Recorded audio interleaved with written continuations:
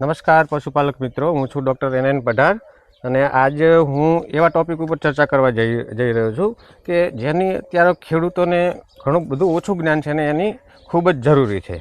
હવે ટૉપિકનું નામ છે મસ્ટાઇટિસ.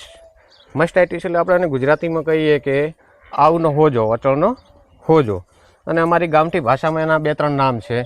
કોઈ એને ગળિયો પડ્યો એમ કહેતા હોય, કોઈ એને હળાવવું પડ્યું એમ કહેતા હોય. પણ જે આ મસ્ટાઇટિસ છે એને કેવી રીતે ઓળખવો અને એ કેવી રીતે થાય છે અને એ થાય તો પછી એના માટે આપણે શું ઉપાય કરવા અને એને કંટ્રોલ કરવા માટે બી આપણે શું કરવું અને કઈ પ્રકારનો ગળિયો છે એને ઓળખી અને એની ટ્રીટમેન્ટ આપણે કેવી રીતે આપવી એના વિશે હું તમને થોડી માહિતી આપીશ. હવે આ જે આયદનભાઈની ગાય અહીંયા બેસી ગયેલી છે, મારી જોડે પોતે ઊભેલા છે. હવે એમને જરા આપણે પૂછીએ કે અમને શું થયું હતું તમારી ગાયને? ગાય સાહેબ એમને બેસી ગઈ હતી. બરાબર.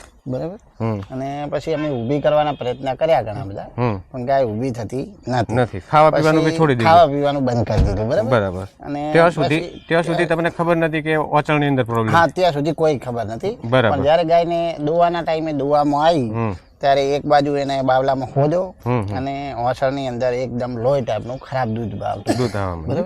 એટલે પછી ખ્યાલ આવ્યો, એટલે પછી મુલાકાત લીધી. હવે મસ્ટાઇટિસ કેટલી પ્રકારના હોય? આપણે મસ્ટાઇટિસને કેવી રીતે ઓળખવો? આપણે સાદી ભાષામાં કહીએ કે તો આપણે ગળિયાને કેવી રીતે ઓળખવો? ગળિયો આમ જોવા જઈએ તો 2 પ્રકારનો હોય છે. એક અમારી વેટરનરી ભાષામાં ક્લિનિકલ મસ્ટાઇટિસ કહેવાય અને બીજો સબ ક્લિનિકલ મસ્ટાઇટિસ કહેવાય. એની આપણી ગુજરાતી ભાષામાં કહીએ તો ક્લિનિકલ મસ્ટાઇટિસ એટલે દેખતો ગળિયો, મતલબ દેખતો મસ્ટાઇટિસ, કે એની અંદર આપણને ખબર પડે કે સોજો જબરજસ્ત આવ્યો છે, દૂધ આખું ખરાબ થઈ ગયું છે, આખું અડણ એનું લાલ લાલ થઈ ગયું છે. અને જે પણ પશુપાલક દોવા બેસે એટલે એને તરત ખબર પડે કે ભાઈ આપણા પશુને કંઈક ઓચળની અંદર તકલીફ થઈ ગઈ છે, મસ્ટાઇટિસ થઈ ગયો, ગળિયો થઈ ગયો છે. અને જે સબ ક્લિનિકલ મસ્ટાઇટિસ છે એની અંદર એ આપણે અચાનક એવું લાગે, ઓચળની અંદર સોજો બોજો કશું ના હોય અને ઓચળ આપણને નોર્મલ લાગે, પણ પ્રોડક્શન બિલકુલ 0 થઈ જાય અથવા દૂધ એનું બિલકુલ ઘટી જતું હોય છે. અને આપણને અચાનક એવું લાગે કે ઓચળની અંદર સોજો નથી, કશું નથી, છતાં પણ અમારું દૂધ ઓચળનું કેમ જતું રહ્યું? હવે આ ગાયને જોઈએ તો આને ક્લિનિકલ મસ્ટાઇટિસ છે. ક્લિનિકલ મસ્ટાઇટિસ એટલે એની અંદર દૂધ ખરાબ છે, એનું ફેંગ ભી છે અને એનું ઓચળની અંદર સોજો બી છે. બરાબર.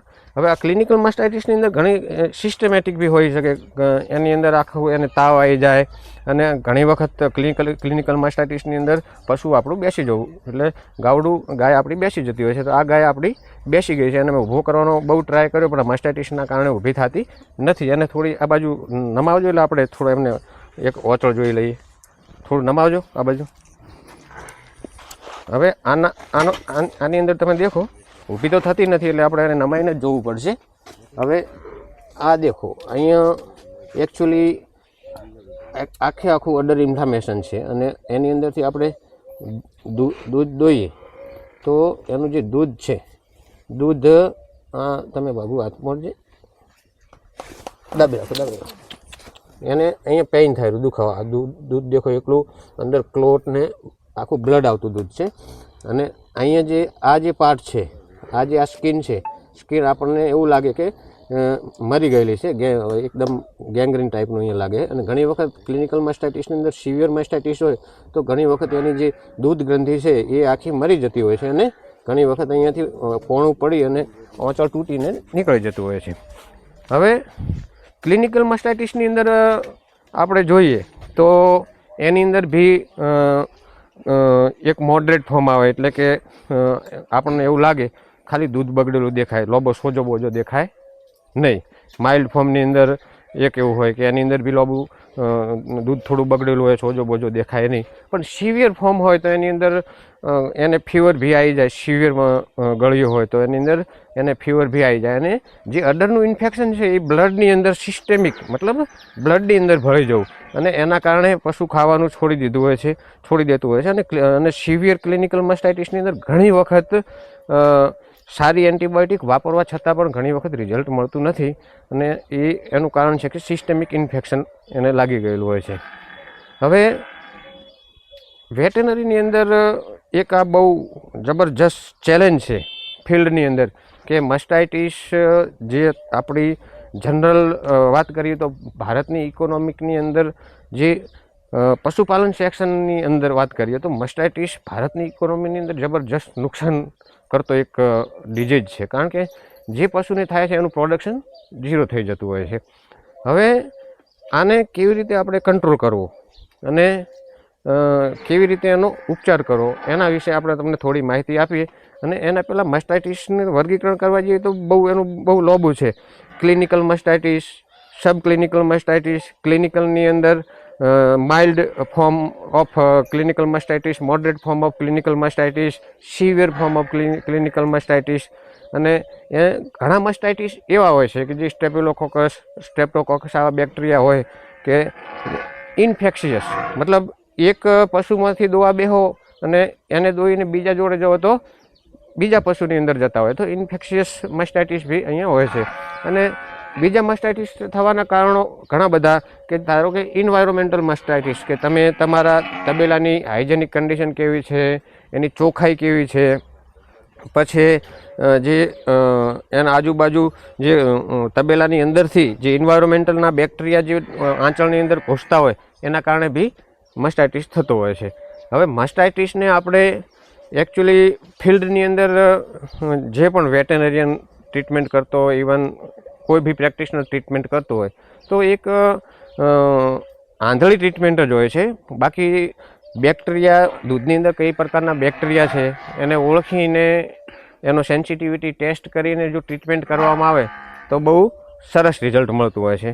પણ અત્યારના ફિલ્ડ લેવલે અચાનક લેબોરેટરી કરવી, તાત્કાલિક લેબોરેટરી કરવી એ શક્ય નથી. એટલે આપણે કોઈ પણ પ્રેક્ટિશનર આવે તો એ એના નોલેજ પ્રમાણે, એના એક્સપિરિયન્સ પ્રમાણે એ એને ટ્રીટમેન્ટ આપતો હોય છે. અને ક્લિનિકલ મસ્ટાઇટિસની અંદર તમે જેટલા ઝડપી ટ્રીટમેન્ટ આપો એટલું રિઝલ્ટ બહુ સરસ મળતું હોય છે. પણ જો તમે મસ્ટાઇટિસની અંદર ટ્રીટમેન્ટ કરવાની અંદર તમે જો લેટ થયા તો ઘણી વખત આપણે પશુનો આંચળ ખોવાનો વારો આવતો હોય છે. હવે સબ ક્લિનિકલ મસ્ટાઇટિસની અંદર ઘણા ખેડૂત મિત્રોને એવું લાગે કે બેટું આજે નહીં તો કાલે દૂધ આવશે, પણ આવશે ખરું. અને ધીમે ધીમે આંચળ બંધ થઈ અને સબ ક્લિનિકલ મસ્ટાઇટિસના કારણે ફાઇબ્રોસ થઈ અને ઘણી વખત આંચળ બી ચડી જતા હોય છે. તો જો અચાનક આપણું પશુને દૂધ આવતું આંચળની અંદર બંધ થઈ ગયું હોય, એની અંદર અથવા થોડું દૂધ ઓછું થઈ ગયું હોય, અથવા 2-4 ધાર જ દૂધ આવતું હોય, અને એવું કોઈ હોય તો સમજી લેવાનું કે ભલે તમને સોજો કે અંદર ફોદા કે કશું ના દેખાય, પણ એ તમારી ભેંસને અથવા ગાયને સબ ક્લિનિકલ મસ્ટાઇટિસ છે. તો તમે વ્યવસ્થિત એની ટ્રીટમેન્ટ કરાવશો તો સબ ક્લિનિકલ મસ્ટાઇટિસની અંદર બેસ્ટ રિઝલ્ટ મળી જશે. અને આ ક્લિનિકલ મસ્ટાઇટિસની અંદર બી આપણે ઘણી વખત એવું હોય કે સારી એન્ટીબાયોટિક વાપરવા છતાં પણ આપણને રિઝલ્ટ મળતું નથી. તો અત્યારનો એક ફિલ્ડનો પ્રશ્ન છે કે બેક્ટેરિયાનો જે રેસિસ્ટન્ટ પાવર છે એ રેસિસ્ટન્ટ પાવર જબરજસ્ત દરેક મસ્ટાઇટિસની અંદર અત્યારે રેસિસ્ટન્ટ પાવર વધી ગયો છે. હવે રેસિસ્ટન્ટ બેક્ટેરિયા હોય તો તમે સારામાં સારી એન્ટીબાયોટિક, સપોઝ કે સેપ્ટિઝોક્ઝિમ ઇન્જેક્શન તમે આપ્યું, પણ સેપ્ટિઝોક્ઝિમનો રેસિસ્ટન્ટ બેક્ટેરિયા છે તો એનાથી રિઝલ્ટ ના મળે. એટલે એકચ્યુઅલી આપણે બહારથી તો કશું કહી ના શકીએ કે બેક્ટેરિયા કઈ એન્ટીબાયોટિકથી સેન્સિટિવ છે અને કઈ એન્ટીબાયોટિકથી રેસિસ્ટન્ટ છે. આ જે છે આપણે લેબોરેટરીની અંદર સેન્સિટિવિટી ટેસ્ટ કરાવીએ તો આપણને ખબર પડે કે આ કઈ એન્ટીબાયોટિક આપણે વાપરવી જોઈએ. બાકી તો આપણો જે ફિલ્ડનો એક્સપિરિયન્સ છે અને આપણું જે ફિલ્ડનું નોલેજ છે એના પ્રમાણે આપણે દૂધનો કલર જોઈ અથવા દૂધની અંદર કઈ પ્રકારના ફ્લેંક એ આવે છે એ જોઈ અને આપણે એની ટ્રીટમેન્ટ કરતા હોઈએ છીએ. તો ખાસ કરીને આના દેશી ઉપચાર બી ઘણા બધા છે મસ્ટાઇટિસ માટેના, પણ એ દેશી ઉપચાર અત્યારે આપણે નેક્સ્ટ ટોપિકમાં આપણે વાત કરીશું. પણ અત્યારે જે અમે તમને જે માહિતી આપી, આપણા પશુની અંદર કોઈ પણ પ્રકારનો મસ્ટાઇટિસ હોય તો એની આપણે વ્યવસ્થિત ટ્રીટમેન્ટ કરી અને સેન્સિટિવિટી ટેસ્ટ કરીને આપણે એની ઘણા પર્સન્ટેજ સુધી આની આપણે રિકવરી મેળવી શકીએ છીએ.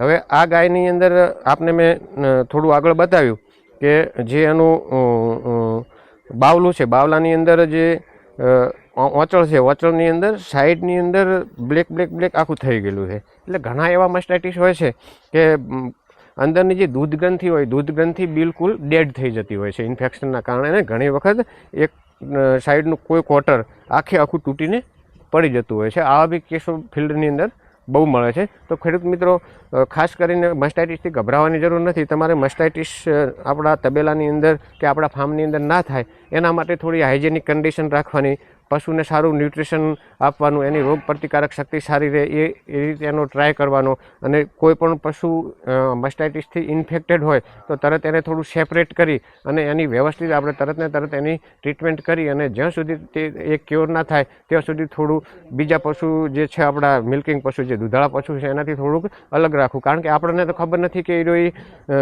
ચેપી છે કે બિન ચેપી મસ્ટાઇટિસ છે. એટલે ઘણી વખત એક પશુને તબેલામાં મસ્ટાઇટિસ થાય તો ચેપી જો મસ્ટાઇટિસ હોય તો આખા તબેલામાં એ મસ્ટાઇટિસ ફરી વળતો હોય. તો આપણે મસ્ટાઇટિસથી ગભરાવાની જરૂર નથી, પણ મસ્ટાઇટિસને રોકવા માટે આપણે એક તો ક્લીન, હાઇજેનિક અને બિલકુલ ચોખ્ખો આપણો તબેલો રાખવાનો. એનું જે બેસવાની જગ્યા છે એ ચોખ્ખી રાખવાની. એનું જે બેડિંગ છે, જે બેસવા માટેનું બેડિંગ મટીરિયલ છે એ બિલકુલ હાઇજેનિક હોવું જોઈએ. અને એના જ્યારે તમે પશુના આંચળને જ્યારે મિલ્કિંગ કરો છો ત્યારે મિલ્કિંગ કર્યા પછી એને એન્ટિસેપ્ટિકથી બરાબર વ્યવસ્થિત એન્ટિસેપ્ટિકથી સાફ કરી લેવા જોઈએ. અને પશુ આપણું દોયા પછી તરત બેસી ના જાય. જો તમારે તબેલો ના હોય કે કાચી જમીન હોય અથવા કાદવ કીચડ કે એવું કંઈ હોય તો આપણું પશુ દોયા પછી તરત બેસી ના જવું જોઈએ. એ બી થોડું ધ્યાન રાખવું જોઈએ. દોયા પછી જો પશુ તરત બેસી જતું હોય તો એનું જે ટીટનું જે છિદ્ર છે એ છિદ્ર ખુલ્લું હોય અને ઘણી વખત કોઈ ઇન્ફેક્ટેડ બેક્ટેરિયો જમીનના કોન્ટેક્ટમાંથી ને ત્યાં એના છિદ્રમાં લાગી જાય તો એનાથી બી મસ્ટાઇટિસ ડેવલપ થતો હોય છે. તો આના માટે કરીને ખાસ ખેડૂત મિત્રોને એક મારી સલાહ છે કે મસ્ટાઇટિસથી ગભરાવાની કોઈ જરૂર નથી, પણ એનું તમે સિસ્ટમેટિક ટ્રીટમેન્ટ કરાવો તો એને આપણે ક્યોર કરી શકીએ છીએ. અને તબેલાની સાફ સફાઈ અને આ બધું રાખવાથી આપણે મસ્ટાઇટિસથી બચી શકીએ છીએ. થેન્ક યુ ખેડૂત મિત્રો.